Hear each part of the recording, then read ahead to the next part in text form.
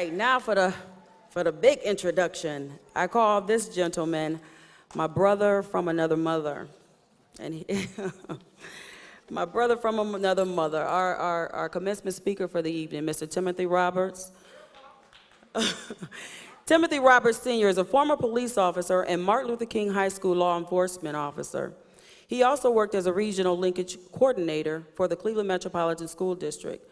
Mr. Roberts witnessed many tragedies involving young people in the community, with many of them growing up in neighborhoods where poverty had reached 89%. Tim saw anger, sadness, and self-destructive behavior and felt something had to be done. Timothy Roberts started the BRIC, Brotherhood, Respect, Intelligence, Conduct, and Knowledge, in 1996 to provide an alternative. It was there that young men began to think critically, solve problems, and become role models, provide community service, and raise expectations for themselves, as we heard from Terrell. Accepting the role they play in making difference in their communities, the students work together to set goals, develop a plan, and pursue educational opportunities. Many BRIC alumni have attended such prestigious institutions of higher learning as Morehouse, Ohio State, Tuskegee, and West Point. Mr. Roberts is a respected mentor and father figure to many young men in the greater Cleveland area. Currently, Timothy Roberts is the head of schools for the HBCU Preparatory School Network. Without further ado, join me in applause for welcoming Timothy Roberts Sr. Thank you, my sister. Thank you so much. Thank you so much.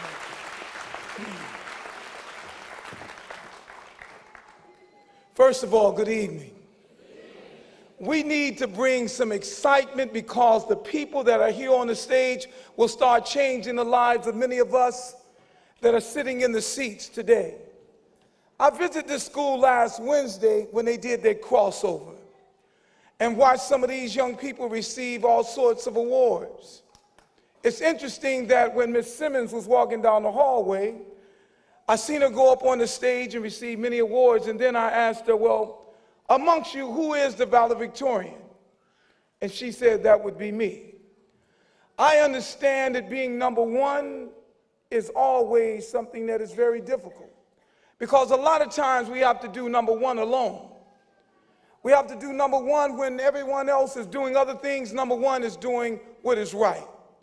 And so we have to understand that we're breaking stereotypes right now, because these beautiful young people have made it.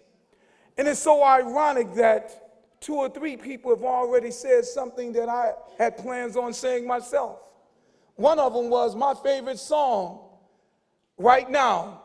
I play it in my car every day for all the haters, and it is Started from the Bottom, Now We're Here.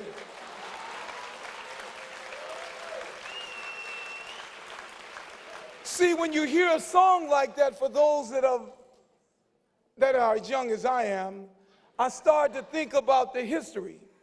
See, those that started from the bottom, I flipped it a little bit, because you have to remember that all of those that traveled across the ocean at the bottom of those slave ships, they look from heaven right now, understanding clearly that everything that they fought for and their children that fought for has paid off.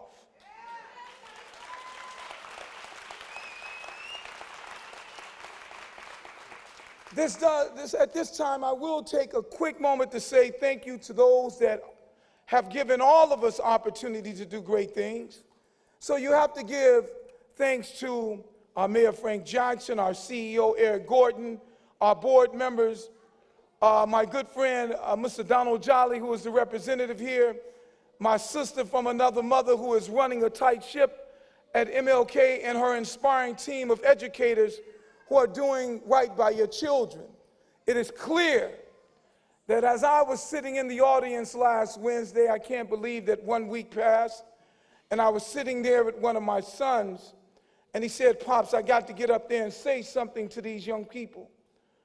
He wanted to tell these young people, as he's transitioned off to Morehouse College and has come back to try to make a difference across this world, he wants these young people to understand that it is not easy, not today, not tomorrow, but you have people and associates that will make sure that you have a better tomorrow. And I'm seeing those parents out here. So as I talk to the parents real quickly, just imagine waking up every morning and hearing a parent say to you that you are brilliant, that you are smart, and that you are talented. Understand clearly that all of these young people that sit here will lead us into a better tomorrow. They'll spend time and time again hearing the word no. But I'll tell these young people, like I'll tell the babies that are out there, you must take the word no, flip it around, and every time that you hear it, you should turn it on. Every time that someone tells you no, you should be turning it on. Because you're going to hear no more than you're going to hear yes. And I want you to clearly understand as parents and leaders that are leading these young people that they need us to be telling them that they can do anything. I speak into my own children a couple of things. And if you're not speaking into our young people, you need to start doing that now. I speak privilege into my young people. They should feel privileged. They should be hearing the word that you are entitled to anything that you dream about. So speak that into our young people. Speak greatness into our young people. Send them on their way by saying you are the greatest thing that this world has to offer. And if they continue to listen to you, speak into them that way, they'll go out and achieve all sorts of things. See, when I was coming up, and you can give these young people another hand.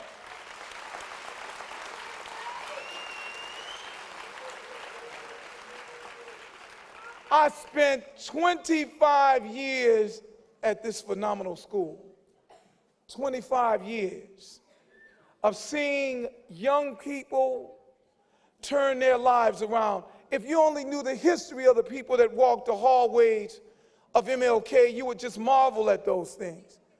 Because at any given time, when you look at a young person and you look at these young, beautiful women, understand, I need you to truly understand, because I get a chance to do this just one time. These young people have persevered. They've been persistent.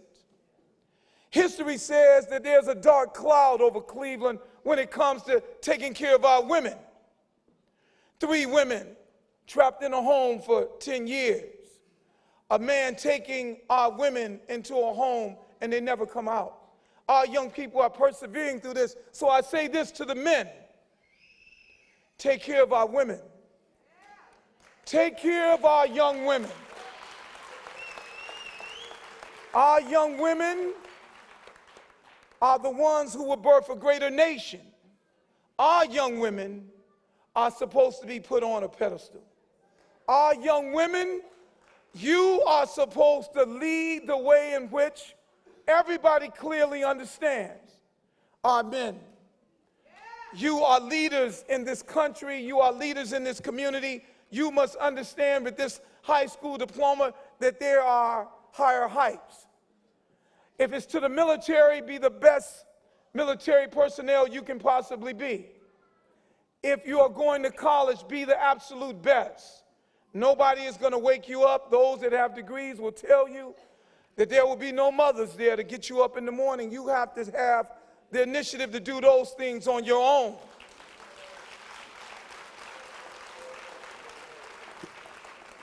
We're moving into a summer. We're moving into a summer. And we have to protect our young people.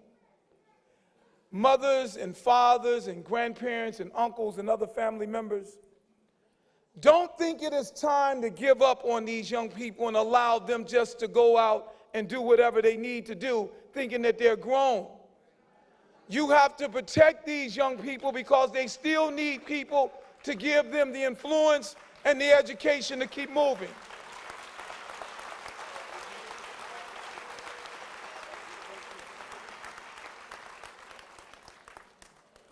Young people, you are the most powerful and yet the most unpredictable single force this world could ever have. We want you to make sure that you use that power to change the way that this world operates today. See, I'm going to talk about my young age folks out there. See, technology has moved us into a total different arena. See, young people, when I was coming up, our phones used to be about this big, about this thick, and we had to carry them on a pack, and we thought we was cool. But I'm telling you, through the brilliant minds that have come before you and those that will follow you, you are responsible for changing the way that these young people that are sitting here, their lives, you're responsible for their lives. So as I come to a close with my young people, understand that there are stories out here for those valedictorians and salutatorians and top 10 and top 15 of the class, to those that are like me, that are C average, B average. You are the ones that will control a lot of the things that will happen in this world also. So I want the parents to understand that I have said this on many occasions to some of the young people that are here. I say to the young people that is at the school that I head right now, I tell them, if nobody has ever told you that they love you, then I love you. I say that because Jesus had a father. Somebody is responsible to let these young people know that they love them. So as you take your pictures later on today, understand clearly that there's a group of young people from kindergarten to the 6th grade that's at HBCU Preparatory School. They're looking for leaders, and they're looking for someone with a compass, someone with a GPS that can guide them into a better tomorrow. There lies your responsibility. There's young people that are yet to be born. There lies your responsibility. There's people that are struggling just to walk in here to support you. There lies your responsibility. Yes, I seen you when you walked that superhero in this evening, my brother in the front. Somebody has to take care of us. And it is our responsibility as men to do exactly what you did today. So to my young people, I say thumbs up. But more than anything, I say raise your hands up and start to grab anything that you want, because tomorrow is yours and it starts today. God bless you. I love you and I appreciate you.